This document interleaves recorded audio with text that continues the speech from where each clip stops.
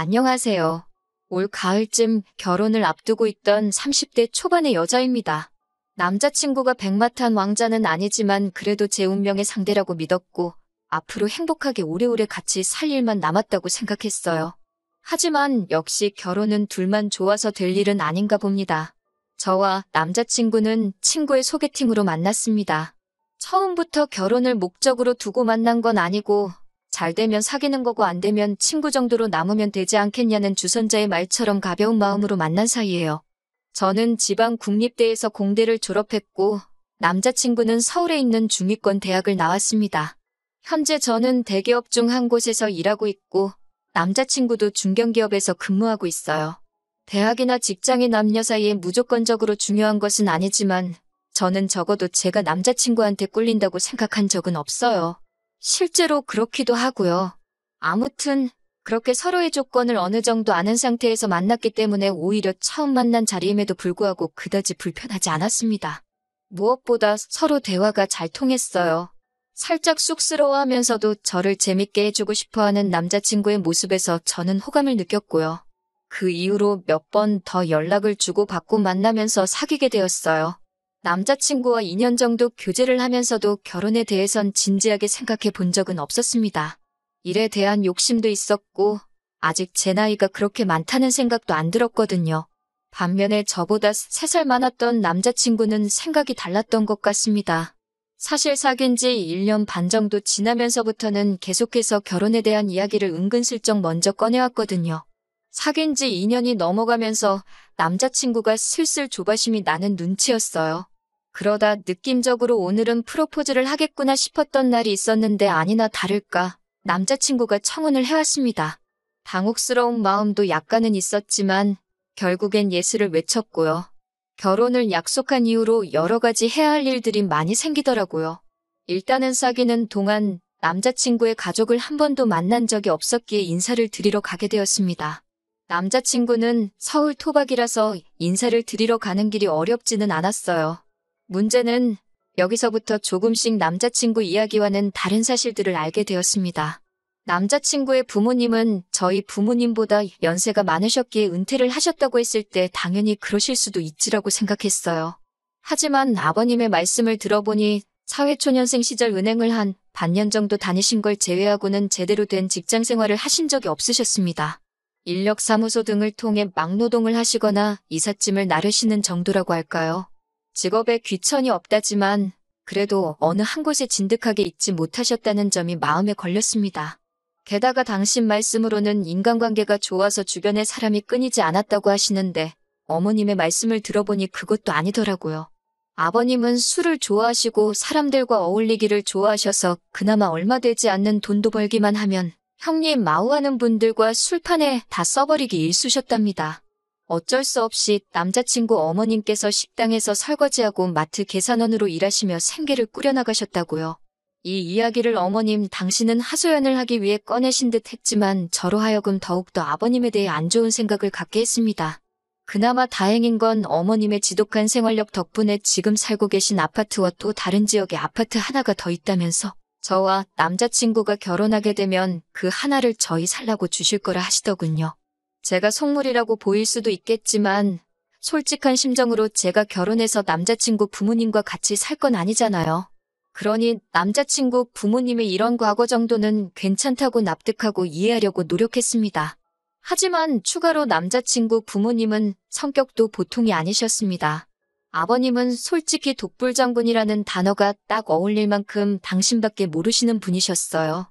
남자친구든 어머님이든 어떤 말이나 행동을 했는데 아버님 맘에 안 들면 불호령이 떨어졌습니다. 너무 사소한 일이라서 왜 저런 일로 화를 내시는지 옆에서도 이해가 안 될 정도로요.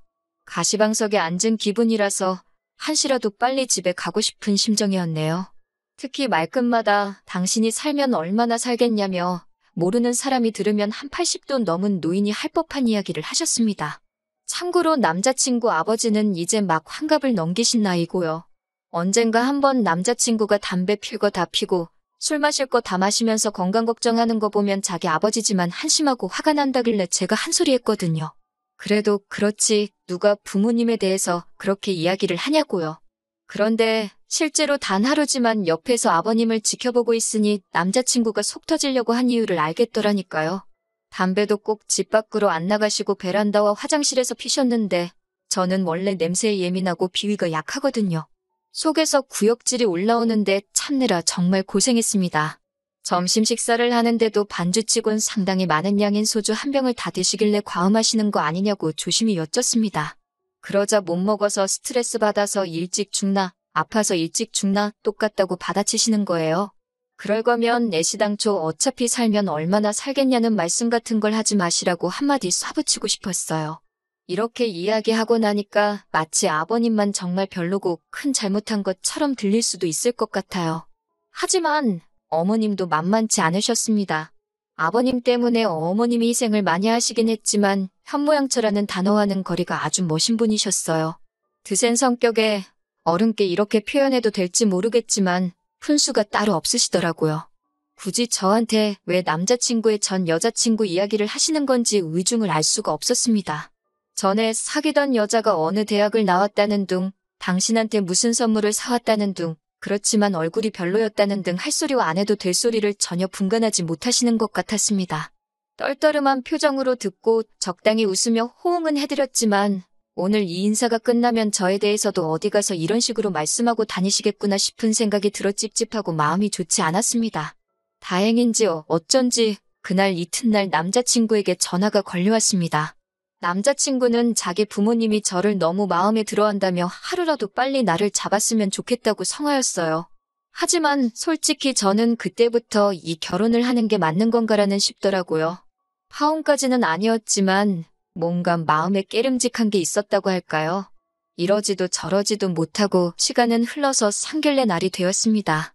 저희 부모님은 지방에서 살고 계셨지만 저나 남자친구 그리고 남자친구 부모님까지 전부 다 서울에서 살고 있었기 때문에 상견례도 서울에서 하게 되었습니다.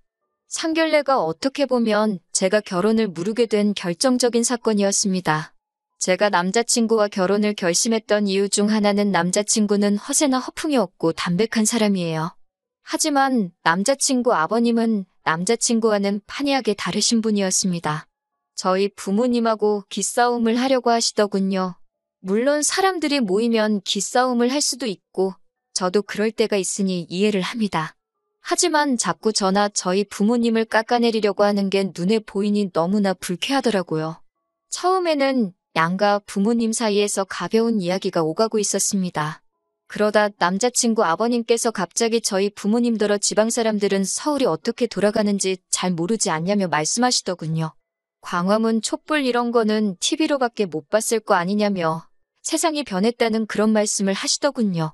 그러더니 또 무슨 말씀을 하시다가 당신이 금융권에 좀 있어봐서 안다며 아는 척을 하시고요. 듣고 있는데 가관이더라고요. 남자친구는 그래도 자기 부모님이라 그런지 별말 없이 앉아있는데 그 꼴도 보기가 싫던걸요.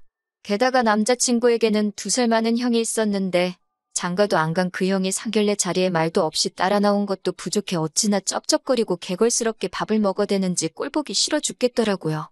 아무도 묻지도 않았는데 혼자 이게 맛있네 이건 별론의 품평회를 해대지 않나. 저는 솔직한 말로 남자친구 가족이 이 정도로 경우 없고 수준 없는 사람들인지 몰랐습니다. 어머님은 기껏해서 찾은 대화 주제라는 게 저희 어머니께 연예인 누구누구 좋아하냐고 어깨가 딱 벌어진 게 한번 기대봤으면 소원이 없겠다며 호호 웃으시는데 그게 상견례에서 사돈에게 할 대화인가 싶더군요. 이 무렵에는 파혼은 둘째치고 이런 자리에 저희 부모님을 모신 것 자체가 죄송스럽고 부끄럽기까지 했습니다. 그래도 저희 부모님은 어찌됐건 딸이 결혼하겠다는 사람이고 그 사람의 가족이라 그런지 최대한 예의 있게 대하시려는 모습이었습니다. 보다 못한 저희 어머니께서 집은 어떻게 할 건지 이야기를 꺼내셨어요. 사실 남자친구와 저 둘 다 직장 생활을 한 기간이 있었기 때문에 돈은 어느 정도 있는 상황이었습니다. 둘이 대출 좀 받고 하면 서울에 둘이 살 보금자리 하나 정도는 마련할 수 있을 정도였어요. 그런데 남자친구 어머니께서 지난번에 말씀하셨던 아파트 이야기를 다시 꺼내시더라고요. 저도 사람이니까 당시에 아파트 주신다고 말씀하셨을 때 혹하긴 했지만 동시에 큰 기대는 안 하고 있었거든요. 하지만 이야기를 잘 들어보니까 어머님 말씀이 아파트를 주긴 줄 건데 증여세가 있다고 하시더군요. 그러면서 저희 부모님께 그 증여세를 대신 내달라고 하셨습니다. 증여세만 내면 10억짜리 아파트가 저희 몫이니 손해는 아닐 거라고요. 저희 어머니가 듣고 잠시 생각을 하시더니 그러면 명의는 공동으로 해주실 거냐고 물어보셨어요. 시어머니께서는 겨우 증여세만 내는 건데 공동 명의는 욕심이 과하지 않냐고 그러셨고요. 저희 어머니도 그럼 증여세고 뭐고 복잡하게 만들 것 없이 저희 둘이 알아서 집 문제는 해결하게 두자고 하셨습니다. 저도 솔직히 증여세를 대신 내주는 건 내키지 않더라고요. 대충 계산해보니까 증여세의 혼수에 이것저것 하면 거짓 못해도 2억은 훌쩍 넘을 것 같더라고요. 사람 일이라는 게 당장 내일이라도 무슨 일이 생길지 모르잖아요. 아파트가 탐이 난 것도 아니었어요. 말했다시피 이미 저희가 모아놓은 돈으로 신혼집을 구할 수 있는 상황이었으니까요. 그깟 공동명의 안 해줘도 그만이고 솔직히 어머님 소유의 아파트에 대해 제가 기여한 바가 전혀 없으니 명의를 그렇게 하는 게 당연하다고도 생각했고요. 하지만 차라리 지분 설정을 한다면 모를까 세금을 저희 부모님께서 대신 내달라는 말 또한 무슨 생각으로 꺼낸 말씀인지 솔직히 이해도 가지 않았습니다. 그러자 이번엔 남자친구 아버지께서 나서서는 어떻게 그렇게 계산이 느리시냐면서 누가 봐도 이건 남는 장사인데 왜 줘도 못 먹냐는 식으로 말씀을 하시더군요. 단어 선택도 어찌나 저렴하신지 저도 이 무렵부턴 불편한 기색을 숨기기 어려웠습니다. 그 와중에 남자친구의 형까지 나서서는 그까지 세금 몇 푼 내는 게 아까워서 그러냐며 저에게 묻더라고요. 이 말을 듣고 저도 너무 화가 나서 제가 내야 될 세금이면 당연히 내겠지만 이건 엄연히 그쪽 재산에 부과되는 세금인데 그걸 대신 내달라고 하는 게 이상하다고 세금 몇 푼 내는 게 아까워서 그러냐고 말 그대로 돌려줬습니다. 그러자 남자친구 형은 윗사람이 될 사람한테 말버릇이 그게 뭐냐며 저에게 훈계 아닌 훈계를 하더군요. 저도 아직 결혼식을 한 것도 아닌데 저한테나 저희 부모님한테 말 함부로 하지 말라고 다시 받아쳤고요. 그제서야 양가 부모님도 분위기가 심상치 않음을 느끼시곤 둘 다 그만하라며 저와 남자친구 형을 말렸습니다. 그리고 이 순간 저는 다시 한번 남자친구에게 실망을 하고 말았어요. 남자친구는 이 모든 상황에서 말 한마디 똑바로 하지 못하고 눈치만 살피기 급급하더군요. 아슬아슬하게 상견례 자리는 끝나지 않았고 상황의 심각성을 눈치챈 듯한 남자친구가 그냥 저희 둘이 알아서 할 테니까 어른들께서는 집 문제로 너무 골치 아파하지 마시라 한마디 하더군요. 그런데 남자친구 아버님께서 기껏 하신다는 말이 솔직히 당신네가 너무 손해랍니다. 당신 아들은 서울에서 이름난 대학을 나왔지만 저는 지방대 출신이지 않냐면서 이렇게 한쪽으로 기우는 결혼을 해도 되는지 모르겠다고요. 이 이야기가 끝나기 무섭게 저희 아버지도 더는 못 들어주겠다 싶으셨는지 말씀을 하실 때 생각을 좀 하시라고 큰 소리를 내셨습니다. 저희 둘 다 이제 어엿한 사회인인데 앞으로 전망을 봐야지 몇 년 전에 졸업한 학교를 비교하는 게 무슨 의미가 있냐고요. 당장 받는 연봉만 해도 제가 훨씬 더 많이 받고 있고 결혼 자금으로 모아놓은 돈마저도 제가 훨씬 많았기도 했고요. 온 가족이 들러붙어서 말도 안 되는 걸로 입씨름을 하고 있는 모습을 보자니 이게 다 사람 잘못 보고 결혼을 결심했던 제 탓인 것 같고 부모님께 죄송스럽고 한시라도 이 자리를 벗어나고 싶은 마음뿐이었습니다. 결국 저는 자리를 박차고 일어나 이 결혼은 안 하는 걸로 하겠다고 소리치다시피 말하곤 부모님께 가자고 했어요. 그러자 남자친구가 갑자기 왜 그러냐면서 그래도 이건 경우가 아니지 않냐고 제 손목을 잡아채더라고요. 그러자 저희 아버지께서 싫다는데 왜 붙잡냐며 놔주라고 호통을 치셨습니다. 당장이라도 남자친구를 한 대 때리실 기세였어요.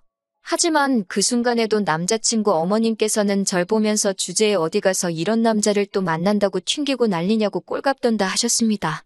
정말이지 교양이라곤 하나도 없는 분이라는 걸 다시 한번 알겠더군요. 결국 그렇게 상견례 날 결혼 이야기는 파토가 나버렸고 저는 억울하고 분한 마음을 삭히지 못한 채 며칠을 보냈습니다. 그래도 하루하루 시간이 지날수록 마음의 평정이 찾아오고 냉정하게 상황을 돌이켜볼 수 있었습니다. 저런 집안과 저희 부모님이 사돈을 맺게 하는 거야말로 불효나 마찬가지라는 깨달음을 얻었고요. 무슨 바람이 불었는지 한 2주 정도 지나고 나서 남자친구에게서 다시 연락이 왔어요. 저희 집에서 증여세를 내주면 공동명의해도 된다고 허락받았다며 없었던 일로 하고 우리 다시 결혼 진행하자고 하는데 그까짓 거 공동명예해주고 얼마나 뻣뻣하게 고개를 들고 잘난 체를 하실지 안 봐도 비디오라서 됐다고 했습니다. 막말로 저희 부모님이 돈이 없으신 것도 아니고 저로서는 아쉬울 거 하나 없었으니까요. 손해보고 결혼시킨다는 듯이 큰소리 뻥뻥 칠 때는 언제고 결혼 뒤집어버리니 다시 찾아와서는 왜 저러나 싶었어요. 남자친구는 그래도 우리가 만난 세월이 있는데 어떻게 이렇게 한순간에 모른 척 할 수 있냐며 너무하다고 했지만 지금이라도 남자친구를 끊어내서 다행이다 싶을 뿐이었고요. 조금의 후회나 미련도 남아있지 않습니다. 당분간은 별로 연애도 결혼도 생각이 없고 자기 관리나 열심히 하면서 살아보려고요. 그러다 또 기회가 되면 혹시 안 와요. 똥차를 보내버렸으니 이번만큼은 정말 백마가 아니라 벤츠를 탄 왕자님이 나타나 줄지도요.